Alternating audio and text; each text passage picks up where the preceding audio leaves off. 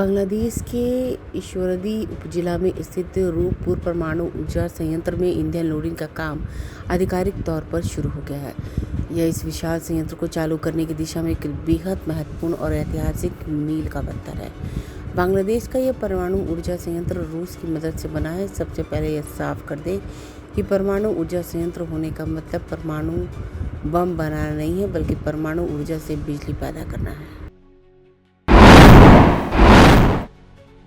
Straight of Hormuz दुनिया भर में ईंधन सप्लाई करने के लिए सबसे अहम समुद्री रास्ता। हालांकि यह रास्ता बीते 2 महीने से अमेरिका और ईरान के बीच शुरू हुई जंग से बुरी तरह प्रभावित हुआ है। जहाज़ों की आवाजाही ठप है और कई देशों में ईंधन की कमी से हालात बद से बदतर होते जा रहे हैं। दूसरी तरफ अब खबर है कि यह रास्ता अभी लंबे समय तक बंद रह सकता है। इसकी वजह है अमेरिकी राष्ट्रपति डोनाल्ड ट्रंप का नया प्लान। एक रिपोर्ट में यह बात सामने आई है कि ट्रंप ईरान को लंबा झटका देने की प्लानिंग कर रहे हैं और इसके लिए वे स्ट्रेट ऑफ हॉर्मुज़ को हथियार बनाएंगे। पश्चिम बंगाल विधानसभा चुनाव के दूसरे और अंतिम चरण का मतदान जारी है। इस बीच राज्य की मुख्यमंत्री और तृणमूल कांग्रेस प्रमुख ममता बनर्जी ने चुनाव प्रक्रिया, केंद्रीय सुरक्षा बलों और चुनाव पर्यवेक्षकों पर कई गंभीर आरोप लगाए हैं।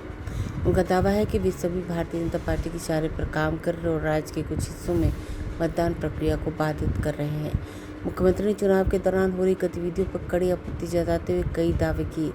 बनर्जी ने दावा किया कि बाहर से आए गए पर्यवेक्षक सीधे तौर पर भाजपा के निर्देशों का पालन कर रहे हैं। उन्होंने मतदान के तरीकों पर सवाल उठाते हुए कहा, लोगों को अपना वोट डालना है।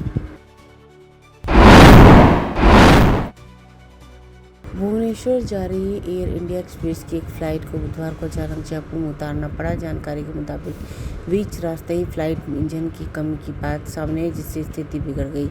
रिपोर्ट के मुताबिक फ्लाइट नंबर IX1057 ने दिल्ली से उड़ान भरी थी और भुवनेश्वर की ओर जा रही थी। एयरलाइन से मिली जानकारी के मुताबिक रास्ते में ईंधन की उपलब्धता से जुड़ी चिंताओं को देखते हुए विमान का रास्ता बदल दिया गया। असम विधानसभा चुनाव 2026 के नतीजे 4 मई को घोषित होने वाले। हार जीत को लेकर राजनीतिक दलों की धड़कनें तेज है और जनता को भी यह जानने की उत्सुकता है कि सत्ता की चाबी किसे मिलेगी। नतीजों से पहले हर बार की तरह एग्जिट पोल के अनुमान भी सामने आए हैं। 2026 के नतीजों से पहले एक नज़र डालते हैं ये पिछले यानी असम विधानसभा चुनाव 2021 में प्रमुख एग्जिट पोल ने क्या भविष्यवाणी की थी और 2 मई 2021 को अब असल नतीजे आए तो कितने सही साबित हुए थे। 2021 में असम में एनडीए की वापसी की स्पष्ट भविष्यवाणी थी। अगर आपने अभी तक हमारे चैनल को सब्सक्राइब नहीं किया है तो हमारे चैनल को जल्द से जल्द सब्सक्राइब करें, लाइक करें, शेयर करें। राजधानी पटना में कई वर्षों से शिक्षा में उत्कृष्ट योगदान दे रहा है लोहिया नगर माउंट कामिल हाई स्कूल कंकड़बाग पटना। जहां नर्सरी से कक्षा 12वीं तक की होती है पढ़ाई। 10वीं और 12वीं बोर्ड परीक्षा में 100% अंक का रिकॉर्ड। एक ऐसा स्कूल जहां पठन पाठन के साथ साथ बच्चों के संपूर्ण विकास का रखा जाता है ख्याल। खेलकूद, सांस्कृतिक गतिविधि, मैथ ओलंपियाड, साइंस ओलंपियाड और बहुत कुछ। आज ही कराए नामांकन की प्रक्रिया जारी है। संपर्क करें DS/16 Gayatri Mandir road, housing board colony east, Indira Nagar, Kankarbagh, Lohia Nagar, Patna.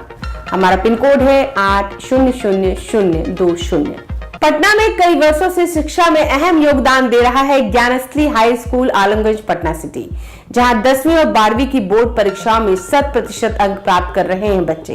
एक ऐसा स्कूल जहां न केवल होती है पढ़ाई बल्कि साथ ही साथ होती है कल्चरल एक्टिविटी, स्पोर्ट्स एक्टिविटी से जुड़े गेम्स, मैथ ओलंपियाड से लेकर साइंस ओलंपियाड, जहां बच्चों के लिए स्कूल कैंपस अत्याधुनिक सुविधाओं से लैस, छोटे बच्चों के लिए वाहन और ट्रांसपोर्ट की विशेष सुविधा। तो देर किस बात की, आज ही कराएं अपना नामांकन Gyansthali high school Alamganj Patna city में, जहां नामांकन की प्रक्रिया जारी है। संपर्क करें पुलिस चौकी Alamganj main road near Alamganj थाना, पटना, बिहार 800007।